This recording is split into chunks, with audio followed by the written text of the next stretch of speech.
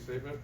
Great atmosphere. I thank our fans for creating an environment that was conducive to our energy, and they provided some great energy in spurts. We gave them great reasons to, but then again, we kind of took the air or even the wind out of the sail on a couple possessions that I thought, and I credit Vanderbilt defensively for making us stagnant. We got to do a better job, but our guys, specifically Josh Gray, being able to get another double-digit rebound outing, provided some depth, some defense around the rim. And these two to my right and left did a wonderful job executing down the stretch, the and one with Mark, and then obviously Ant Robinson, the backdoor layup that we got for Grill, which was timely on his execution, but also being able to knock down the 2 free throws that he had after missing 2 previously. So definitely our guys played with some resolve, resilience, and some fortitude to come out with a victory. All right, questions? Coach, you guys scored the last 7 points of the game and hold them scoreless in the last 2 minutes. Just what did you make of the crunch time execution there at the end? Well, I think timely. We stopped the second chance points. We kept them off the free throw line. I think their last couple points came off free throws and fouls, and our lack of discipline in terms of giving the shooter space to land. And in addition to that, we went zone, kept us out of rotation. Our Mark Mitchell, whoever was in that middle, was able to rebound, and our guards ended up rebounding too. So to have back-to-back games, being able to win the rebounding battle says a lot about our character and their growth. Coach, that run from where Vanderbilt cut it from a 17-point lead to a 1-point lead, did you feel that was more what you guys were doing, letting them back into it, or Vanderbilt forced? Vanderbilt's a good team.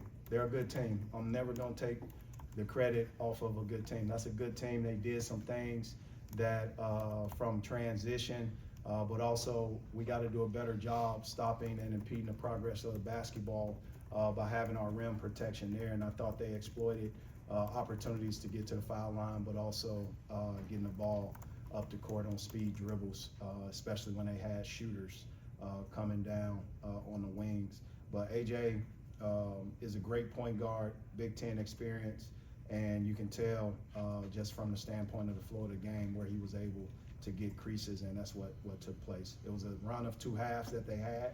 The end of the first didn't go well for us, but we ended up closing it out, and then obviously they cut that lead coming into the second. But again, this is the SEC. That's a great basketball team, and obviously I'm proud of our guys. Both Mark and Ant, what do you they cut the lead to 1 possession a lot, but never got it even. What do you kind of learn about yourself by managing to close one out like that? I believe that we're a resilient team. We're going to stay together, and, just the connectivity we have and the trust we have in each other plays a big part in just staying connected in those moments. Yeah, Coach always talks about us having endurance, and I think today we did that. Obviously, basketball is a game of runs and highs and lows, so I think you just got to battle through those and weather the storm and try not to get too high or too low. Yeah, and Mark, they're obviously a little bit of an undersized team. Just kind of the style of play of this matchup, kind of how much were you looking forward to that with your style of play? Yeah, obviously any team we go against, I'm trying to attack. Obviously, we knew that they were a little more undersized. They're a really good team. They wall up, they play physical. But I was just trying to get to the paint, get to the foul line, get paint touches just like every other game. For Ant, you guys hit your first 4 3-pointers of the game. What kind of helped lead to some of those open looks at the beginning? Well, we just stick with the game plan. The shots came to us, and we was able to knock it down in the first half for the first 4 shots. So just sticking with the game plan, and shooter's going to shoot, and we knocked them down. So. For both Ant and Mark, just when the offense slowed down there, what did you guys kind of feel on the court was changing as that was happening? Yeah, obviously we got a little stagnant, and obviously that stagnation probably led to some of their runouts on their offensive end. So obviously, you just got to get back to the drawing board, work on it. But I think in the end, we made plays, and that's what good teams do. So obviously, you're gonna have highs and lows and get stagnant in the course of the games, but we prevailed. Dennis, I know you've talked about Caleb not letting his offense necessarily dictate the way he plays, but I think he started 0 for 5 and then hit a couple big threes and had a couple big steals. Can you talk about his importance in the last 6-8 minutes? Well, when you have a kid like Grill out there, the gravity of the situation allows space, no different than that foul that he got on a catch and shoot. A guy tried to rip it and got all of his hand, and it was called, and he knocked down 3 free throws. But Grill doesn't think he was 0 for 5, and he's not going to ever catch the ball thinking that way, nor is his teammates. His teammates want him to shoot the ball, and he was able to make some great three-point shots for us tonight, but make some great defensive plays, some rebounds, and having him back playing the majority of the minutes that he did after his injury is crucial, and I thought he was able to make some unbelievable, timely execution on the other end. For Ann and Mark, what has stood out about what Caleb's brought to the team since coming back from the injury?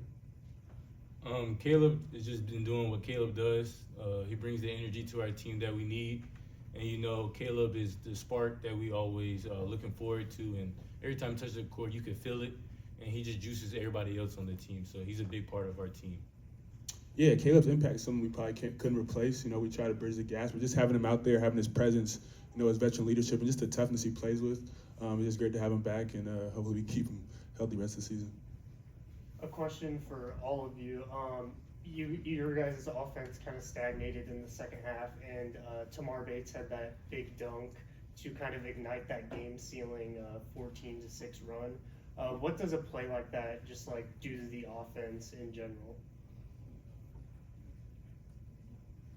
I think anytime, when you're going through a little low like that, just to get a bucket, just to see the ball go through the basket, I think can be big just for team morale, just for our psyche. So I think that's what it did.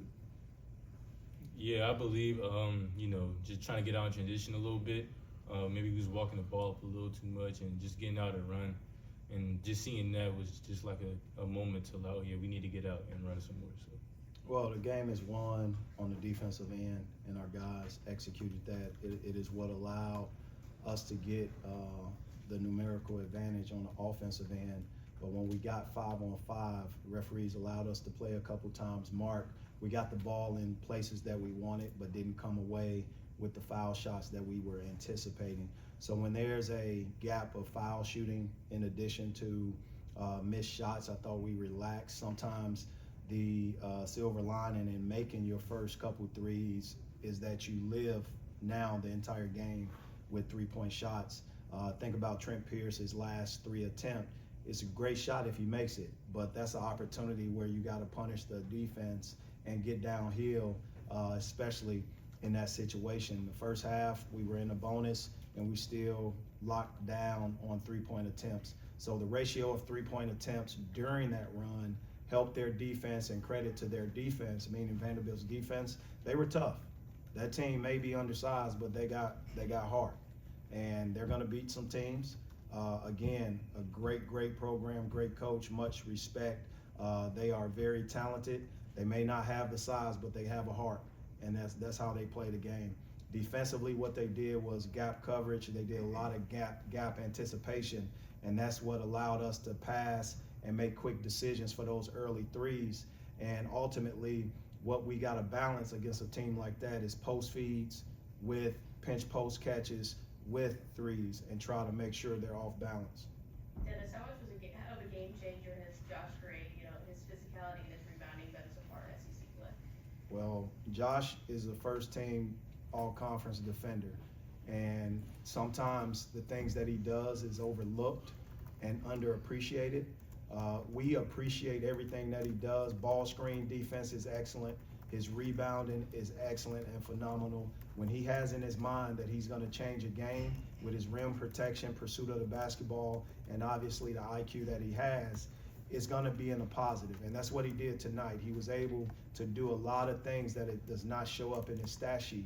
So Josh Gray, in my eyes, you can look at everybody's stats and say somebody else was the MVP, but I'll take Josh Gray any day of the week as the most valuable player of this game.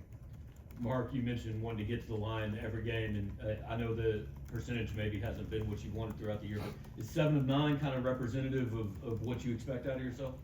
Yeah, obviously I go in the gym, work on my free throws every single day. Coach Gates is telling me to just not worry about the misses and just stay out of my head. So I think tonight I did a good job of that, and that's what I'm going to keep doing going forward. And you had a career at 8 assists. What goes into making those good opportunities for your team? Just letting the ball move and flow. My teammates was in the right position, just making the easy play, not trying to force anything or, just forced a gap where my teammates was right there and they knocked down the shot. So great for my teammates. I'll say this, and this is a public challenge to Ant Robinson, because I'm gonna call his mom after this and tell her the same thing. Ant's growth has been great, right? Everybody sees it, everybody can document it, you can see the clips. Ant's next stage of growth is ignoring his mistakes, his missed free throws, because he makes it so visible. And then that distracts him from executing the next game plan, right? I think he could have played 10 times better in the last 4 minutes, but after those 2 missed free throws, you visibly saw his upset or anger or just the negative thought. You got to look past the negative, Ant, and I'm gonna call his mom and set up a meeting and continue to talk to him about the same thing, because he's valuable. But how can you be valuable if you're concentrating on the mistakes? So in essence, I've been working with Ant on this. You got to recover from what? No mistake. You got to recover from his mistakes, and ultimately, that's what will allow him to continue to grow in the direction that he's growing in. Coach, we talked about the lineup versatility that you guys have with Josh Gray's performance of 11 rebounds and 0 points. What about the flip side of the small ball lineup where you guys forced 3 shot clock violations in the first half? Like, what do you think about that lineup that you've been running recently in the starting lineup? Well, I mean, I think Trent Pierce is the 4th tallest guy on the team. He's taller than Mark, taller than Aiden. The only people he's not taller than is Josh, and he's right there out of eye with Josh and Peyton and Trent Burns. So I can't say it's small ball. What I would say is more versatile, a more versatile offensive team, a more versatile defensive team. We're able to switch 1 through 5 versus Josh. Josh is one of the best ball screen defenders in the country. And it's almost like no different than man-to-man to a zone disrupts some teams. Going from a hedge to a switch on ball screens disrupts reads as well. So Trent Pierce gives us that. Mark Mitchell does a great job of playing 2 or 3 positions, whatever I need him to do. His versatility speaks for itself.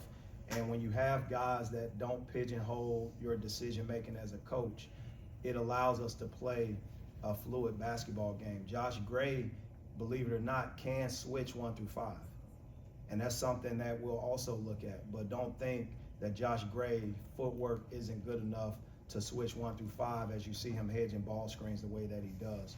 We just opt to keep him closer to the rim because of his rebounding prowess and obviously ability to hit and get. Last question. Coach, just in the final 5 minutes, you had 6 guys out there. What prompted you to trust that closing group and who was part of it? Look, their experience is their experience. They understood the flow of the game. I thought they were clicking in all different ways.